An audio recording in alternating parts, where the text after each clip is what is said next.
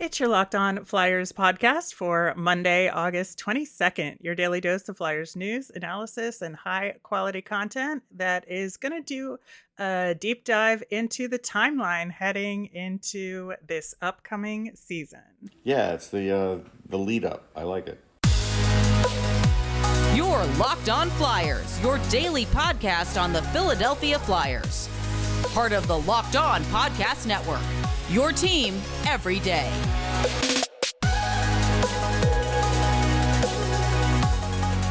Hello, I am Rachel Donner. You can find me on Twitter at rmiriam. I'm here with the very generous to be recording while on vacation, Russ Cohen here, who's on Twitter at Sportsology. Thanks for making us your first listen every day. You can follow us on Twitter at Locked On Flyers. You'll keep up to date on all the Flyers news and our episodes. You can also email the show at lockedonflyers@gmail.com. On today's show, we are going to do the rundown of training camp heading into the rookie game series and the season. Then we will wrap up with our nemesis of the week, as we do on every Monday. Locked On Flyers is free and available on Apple Podcasts, Spotify, Odyssey, wherever you're listening. So subscribe. You'll get all of our episodes here on the Locked On Podcast Network. Just a quick note, we are recording a little bit early, so we don't know the results of World Juniors, Right. But should anything exciting happen with our prospects in the gold medal game, especially for Team Canada, we will talk about that on Wednesday's show. And on Tuesday's show of last week, we talked about the fact that the Flyers did not sign Jack St. Ivany, who was a Flyers prospect. Just let him go. The Pens signed him No to shot. a 2-year deal. I know, right? Ron Hextall strikes again. Listen, all Ron Hextall has to do is just watch what the Flyers are doing, see who they leave out or trade or don't protect, and get those players. Like, it's a sound strategy.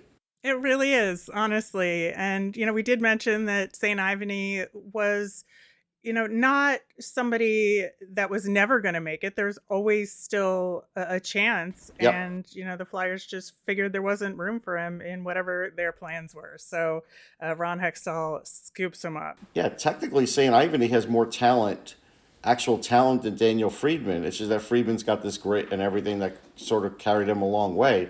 St. Ivany is actually, better skater with some good puck moving skills and such. So, yeah, I think Hextall did the right thing here doing it. He's got nothing to lose. Yeah, I agree. All right, so talking about the Flyers preseason and everything that goes into it, we're going to talk about kind of what we would like to see the Flyers do strategically and planning-wise as we go through this. So September 15th is the day it all starts, the first day of on-ice activity for rookie camp. So that's when the kids show up, and then there is a rookie game series, which we're going to get into a little bit more on the 16th and 17th against the Rangers kids. The official opening of training camp for the big boys is on September 21st.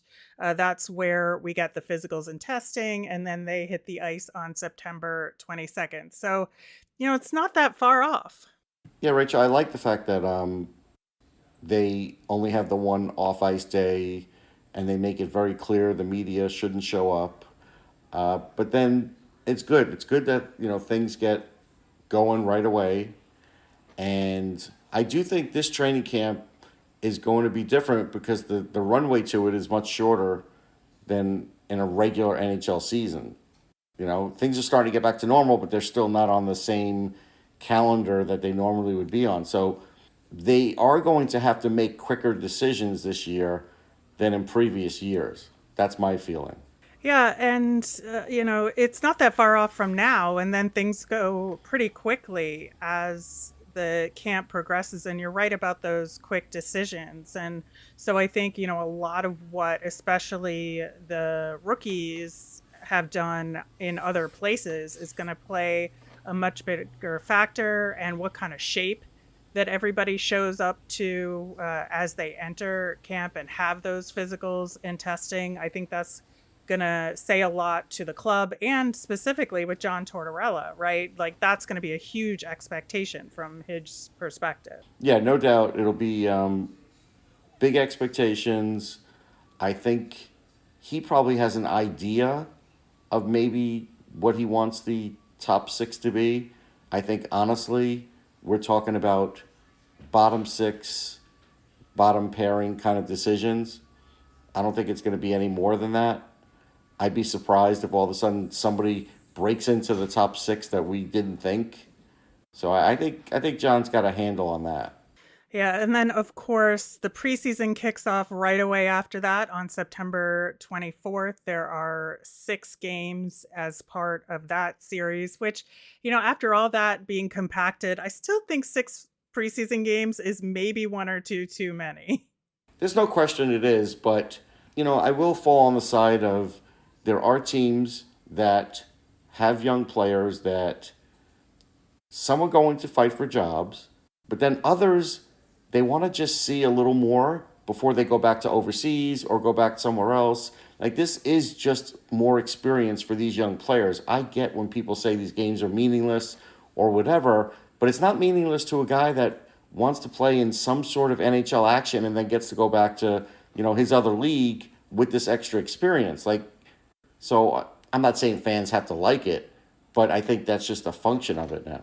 Yeah, I just think that that last game especially is when they tend to rest the main guys, and so that's just what feels like superfluous to me. But I understand what you're saying. That makes a lot of sense. Well, they have that rule too, right? You have to have it like at least like 4 starters in there or something every game. So it'll be interesting to see. Like the Flyers don't technically, since it's a new coach, like who are they going to deem as the guys that have to be in there each game? Like I think it'll be a little different than, other teams that are just known quantities. Yeah, I totally agree with that. So, looking specifically at the rookie series, I'm very, very interested in this one for a few reasons. Number one, it's our first chance to see a bunch of the newest draft picks. So, that's always important, I think. And then the other reason is that I think it's kind of make it or break it for a couple of guys on the older end of things, and who has to stand out especially in those games in order to really get a true shot when it changes from rookie camp to training camp. Right. So presumably someone like Cates probably doesn't play in it, but Lazinski, I don't know, he might. And if he does, that could be something where he has to prove it to kind of, like you said, springboard into regular camp. I think you could still get away with Urson playing in it. I do, because I don't think he has, so I think for him, he hasn't played enough of anything. So I think that would be very good for him as an example. And then, like you said, guys from this camp, even someone like Forster, would they put him in there? I don't know. He's kind of like, he's missed a lot. So. I think they might. And if he is, then he'll be one of the leaders, right? He'll be one of the top line guys. So it'll be interesting. He's definitely a guy they put in there in the same way that Cam York played at development camp. Right. I think so. And then, the talent that you're playing against, like as an example, the Rangers will throw Vitaly Kravtsov in there, who has never played for them. And so that's a guy who's played in the KHL. That's great to play against a guy with that kind of talent with pro experience. That helps you get better, as an opponent. So I think the Rangers are a good team to match up against. I think by the second game, it'll start getting a little testy, which is good. And it's interesting. If you'd have told me when I was growing up in New York that these two teams would sort of play tournaments against each other in a very civilized way, I don't think I would have believed you. I would think I would have laughed at you. But here we are.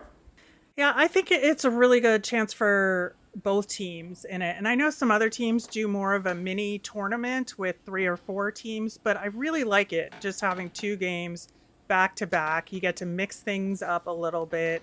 And, I like it in terms of the goaltending as well. I think that Sam Ersson should get the majority of the time in net, but Felix Sandstrom might get thrown in there too, just because honestly, they don't really have anybody else. They do have that other goalie, but he's like 32, and that would be weird to That would throw be him weird, right? into a rookie game. Better to Yeah, keep. you can't. Yeah, I Yeah, don't think you so could I throw think him in. you can't really do that. But I do think that, guys like Isaac Radcliffe might get Yeah, some you still time in probably this throw him game. in there. Wyatt Yeah. Wiley might get time in this game, and that'll be a huge springboard into camp and might help determine if they're in Group A with the big boys or Group B with the quote unquote Phantoms, right? It will help that. I'm sure Torts will be there watching them because I think that's like his first chance to really get some sort of almost game evaluation on some of these guys. That's a big deal. It really is. All right, we are going to switch over to talking about the regular season coming up next. But first, an important message from the National Highway Traffic Safety Administration. You're hanging out with some friends and putting back a few drinks. A few becomes a few too many. As the evening comes to an end and people start to head out, think of calling for a ride. Nah, you live nearby. You can make it home okay. It's no big deal. What are the odds you get pulled over anyway? And even so, what's the worst that could happen? Your insurance goes up, you lose your license, you lose your job, you total your car, you kill someone. Everyone knows the risks of driving drunk. The results are tragic and often deadly. However, that still doesn't stop everyone from getting behind the wheel while still under the influence. That's why police officers are out there right now looking for impaired drivers on our roads to save lives. So if you think you're okay after a few drinks, think again. Play it safe and plan ahead to get a ride. It only takes one mistake to change your life or someone else's forever. Drive sober or get pulled over. So, looking forward to the regular season, which tips off on October 13th, it feels like forever from now, but it really isn't that far. Less than 2 months to go until the season starts. And I think for me, the thing that stands out is having a big test right away with that Florida back to back road trip games for games 3 and 4. Yeah, that's a big deal. And that is a big test. I think, especially for Torts, look, every time he goes into Florida, he wants to win.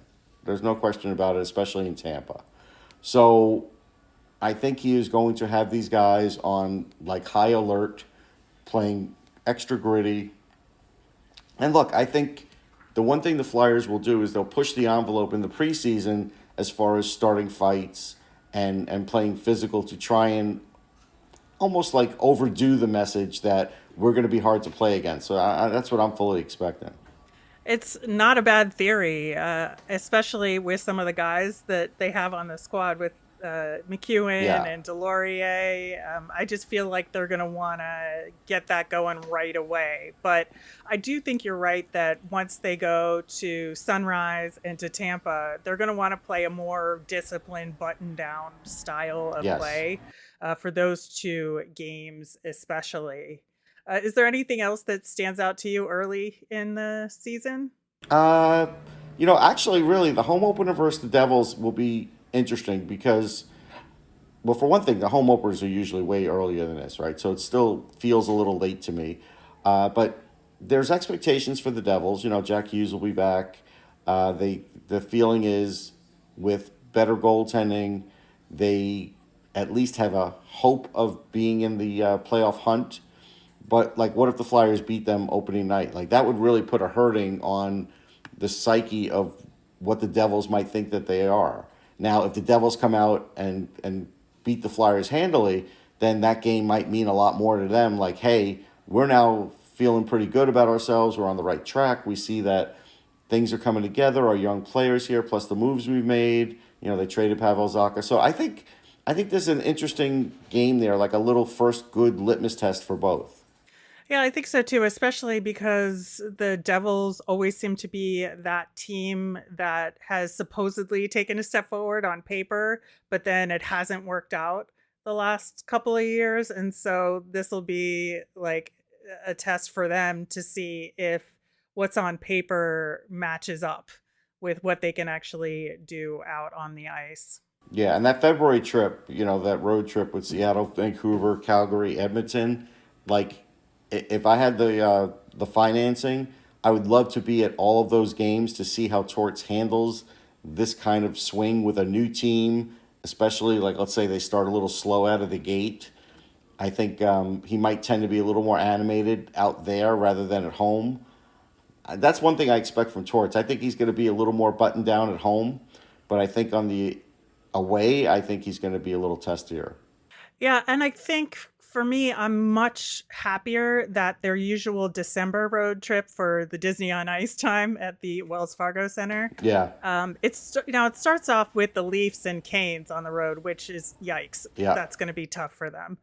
But their California part of that road trip is against the quote unquote easier teams in California with the Sharks, Ducks, and Kings as the other teams on that road trip. So I do think the one you talked about in February with Seattle, Vancouver, Calgary, and Edmonton is harder. So I'm glad that first big West road trip is slightly easier. yeah. I think you're right. Don't they still have like the Winter Wonderland thing too at Wells Fargo? Yeah, I don't know. It's usually like Disney on Ice for a couple of weeks No, at but they had Christmas. this thing That's called all. Winter Wonderland one year. I think they still do it. I think they do that for like over a week.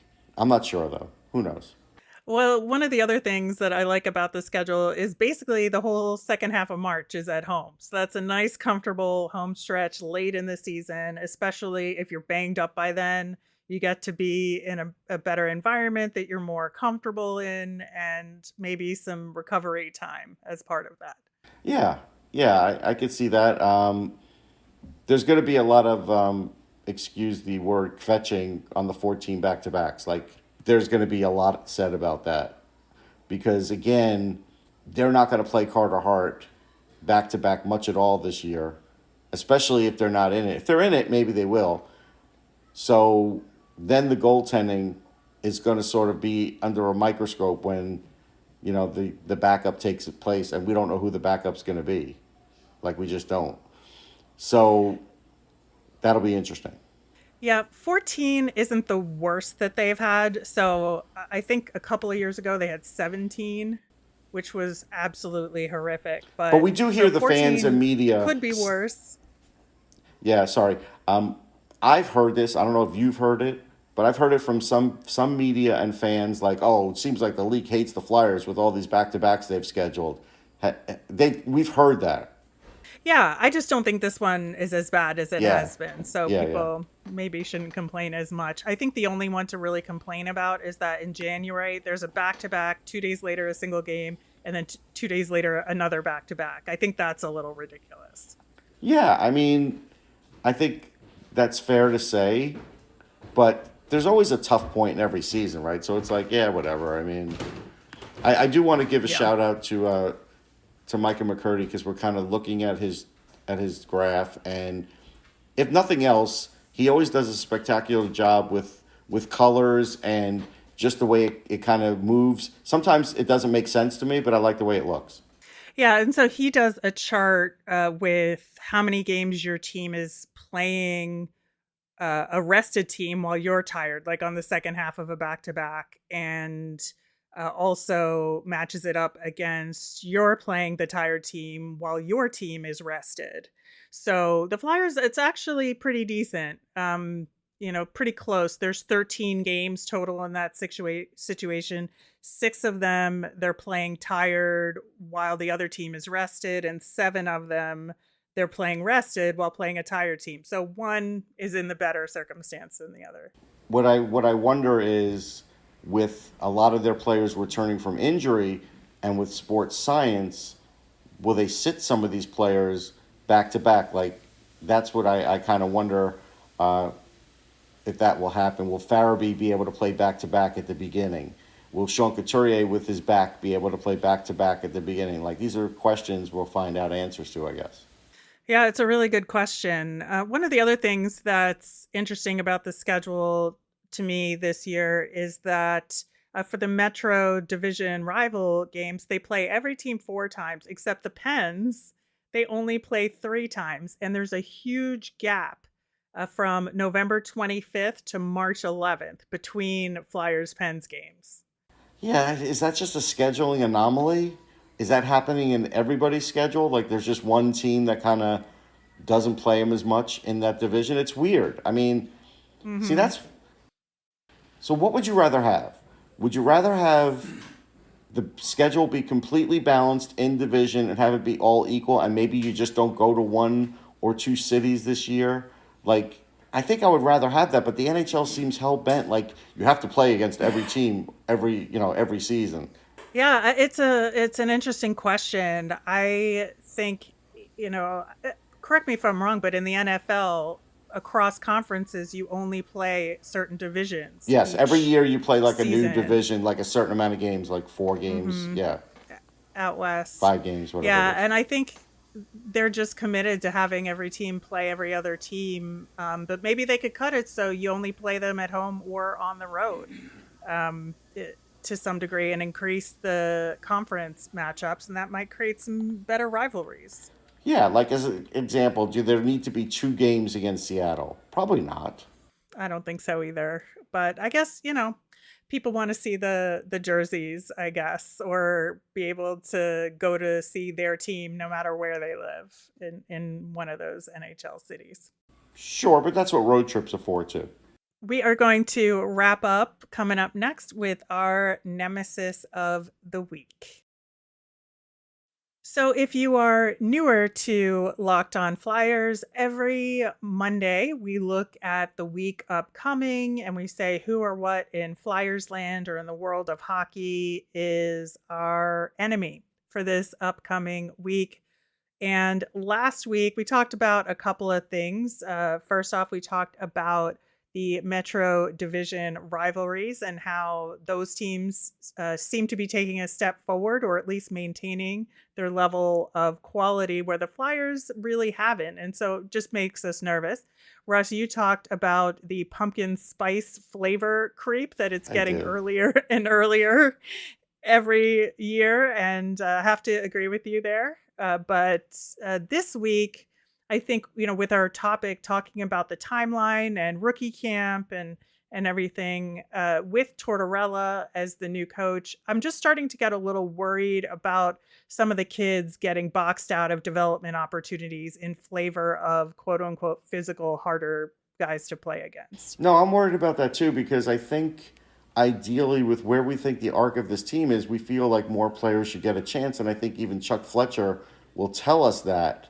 But in reality, what you're saying may actually happen when the rubber hits the road. Like, hey, if there's a little more veteran player who's bigger and tougher in the corners, are they going to take that player over a guy who has more offensive upside but needs some work, needs a little extra work from the coaching staff? Like that's, I do kind of wonder about that too. Yeah, I think that it's just been a real big concern of mine. Again, I think that there could be, especially, somebody like, I'm going to say Hayden Hodgson, just because he's our last guy to sign pick. But, Yep. people that, for whatever reason, make one mistake are just going to be on the outs. And I don't think that's really fair or appropriate given some of the skill that's actually there. So I hope that it turns out okay for them. Russ, you have a nemesis this week? You know, as I'm out on the road here, it's just people driving. Just have a little more courtesy. Some states are worse than others. We're driving, and there's just people that just they don't care. They're getting on the highway. They're not looking. They don't care if there's a space or not. Whatever happened to space cushion driving? That's what I want to ask. We all grew up. That was part of like the driver's ed thing. There was space cushion driving. I don't see it. That's all.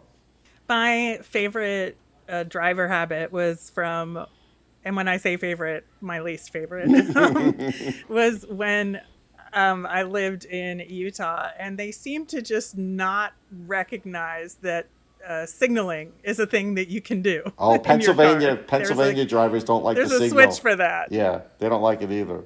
Yeah. All right. That'll do it for this week's Monday show. Thanks for making us your first listen every day. We're going to be back again on Wednesday. We are going to dive in to kind of what we know and what we don't know about the team overall going into this upcoming season. So, all of the things we talked about today, but then in terms of the personnel matching up with those decisions, we are going to get into that on Wednesday. As a reminder, we always want to hear from you. So send in your mailbag questions via Twitter at Locked On Flyers. You can email us at lockedonflyers@gmail.com. I'm Rachel. I'm on Twitter at rmiriam. That's RMIRIAM. I'm Russ. I'm at Sportsology, SPORTSOLOGY. You made us your first listen today. Now make your second listen Locked On NHL. Locked On experts give you a daily 30-minute podcast on all things NHL all year long. Stay up to date on everything in the hockey world with Locked On NHL, your daily NHL podcast. Have a great day, everyone.